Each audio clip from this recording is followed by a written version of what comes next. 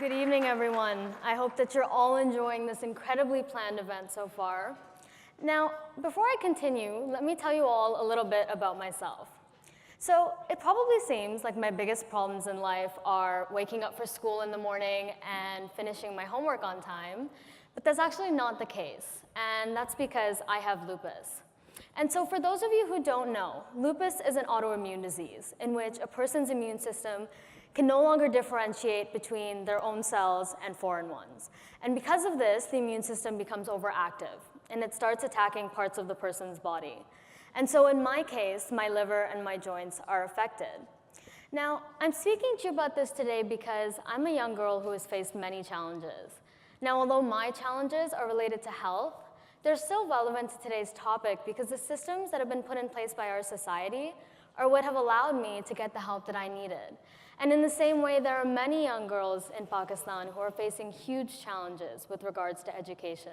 And it's our responsibility to set up systems for them such that they can overcome their challenges as well. And since I'm telling you about challenges, let's talk numbers. I was shocked to hear that Pakistan ranks second with the most out-of-school children in the world. More specifically, 62% of girls in Pakistan between the ages of 7 and 16 have never set foot in school. And imagine this, 1 in every 10 out-of-school children lives, guess where? Pakistan. And when I saw those statistics, I couldn't imagine what could cause those extensive inequities to occur. And here's what I found. First of all, actual accessibility to schools in Pakistan was a problem. The rural communities within which many of these girls live don't have access to things like school buses and public transit in the same way that we do here in Canada. And so the question is, how do you educate your kids if you can't get them to school in the first place? And the second issue is that most private schools are not affordable for the majority of communities within Pakistan. And so parents are forced to make the decision to either put food on the table and clothes on their children's backs or send them to school. It frankly isn't a choice at all. And the third issue that's preventing girls from going to schools in Pakistan is that parents don't feel that their children will be physically safe going to and from school. Now, let's take a well-known figure like Malala, for example. She was shot in the head on her way to school. Why? Because certain segments of the society are so against the idea of educating a girl that they're willing to do anything to disrupt the process. And that means that the kind of security that we experience going to and from our educational facilities is simply non-existent for them. And the last issue that's preventing girls from going to schools in Pakistan is the absence of washrooms and a lack of privacy associated with them as well. I mean, is that something that any of you have ever had to think about? Raise your hands if the presence of a washroom in any particular place has been an issue that you've consciously had to think about.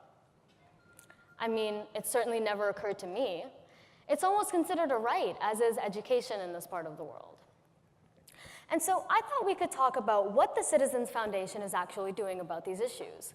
So TCF didn't start addressing them today, but has been working towards resolving these issues since it was founded 22 years ago. And the TCF model, starting with the very first TCF schools in Pakistan, have rooted out all of the issues that I mentioned a moment ago, which are keeping girls out of schools in Pakistan. And so one of the issues I mentioned was the proximity to schools and the manner in which kids would have to walk miles and miles to reach these schools. And that's why TCF has built schools in the urban slums of Pakistan such that they're more accessible to kids, especially girls. And that's why they're built within a 1 kilometer range of where the majority of students would be able to reach these schools. And the other issue is that most private schools are not affordable for the majority of communities within Pakistan. Why private schools? Because there aren't enough public schools.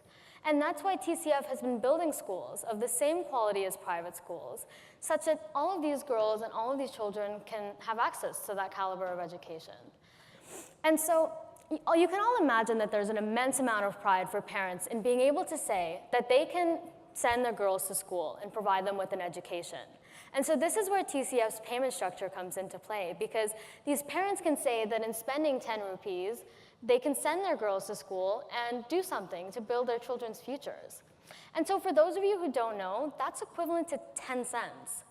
And so to put this into perspective, parents in this part of the world are so concerned with making sure that their kids get into university and making sure that their kids get a post-secondary education, that they have yet to think about the fact that there are parents in other parts of the world who have absolutely no idea how they're going to get their kids through elementary school. And because of what TCF is doing, we're making huge strides towards closing those gaps. Now, security and sexual violence are major issues within Pakistan. And that's why TCF has ensured that 99% of its faculty is female. And so that's important because women can provide emotional support and guidance in ways that men can't, which I'm sure many of you can imagine. And not only that, but parents also feel safer sending their girls to school because the chances of sexual abuse are drastically lowered as a result of the percentage of female faculty members. And so the last issue is a lack of washrooms and a lack of privacy associated with them. And so parents don't feel comfortable sending their girls to school when these types of hygiene issues aren't being addressed. And that's why TCF has ensured that every TCF school has clean, safe washrooms with proper boundary walls within them.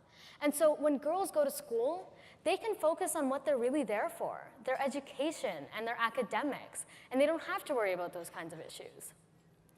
And that's why girls represent 50% of TCF's overall student enrollment. And that's why TCF has mandated that every TCF school have a certain number of girls. Now, based on everything that I've just told you, and from the stories that you've heard from some of my sisters outside, I think that we can all agree that what the Citizens Foundation has been doing thus far has had an extremely positive impact on all of the girls affected in Pakistan through providing them with the chance to educate themselves. And so in addition to this, I also want to shed light on TCF's Agahi program, in which we will be switching gears to the mothers of these girls. And so because of this program, they can also have access to an education that they wouldn't have otherwise been able to get. And that can increase their chances to get better jobs, increase their earning potential, and provide them with a chance to improve their own as well as their family's qualities of life. And so community centers were also established under the Agahi program such that these women could come in at night and learn after they'd completed all of their other work. And so because of this program, their lives are being changed because not only can these women learn how to read and how to write, but they can also learn basic skills like compiling a grocery list and completing basic household budget making, which is pretty incredible, is it not, considering those are just some of the skills that we take for granted in this part of the world. Now, let's talk numbers, shall we? There have been 64,400 graduates to date in the Agahi program.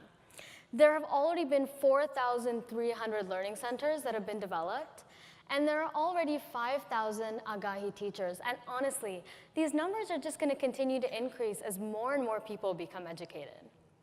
And the teachers with the Agahi program come from the rural areas within Pakistan themselves. And they provide the space that they have in their own homes to allow women to come in at night and learn. And because of this, TCF has been able to provide opportunities for women in places where there was nothing more than dirt not too long ago. And so, you know what? Don't just take my word for it. Because TCF's Agahi program was awarded the UNESCO Confucius Prize for Literacy in 2017 because of its effective use of digital tools to monitor and evaluate the program.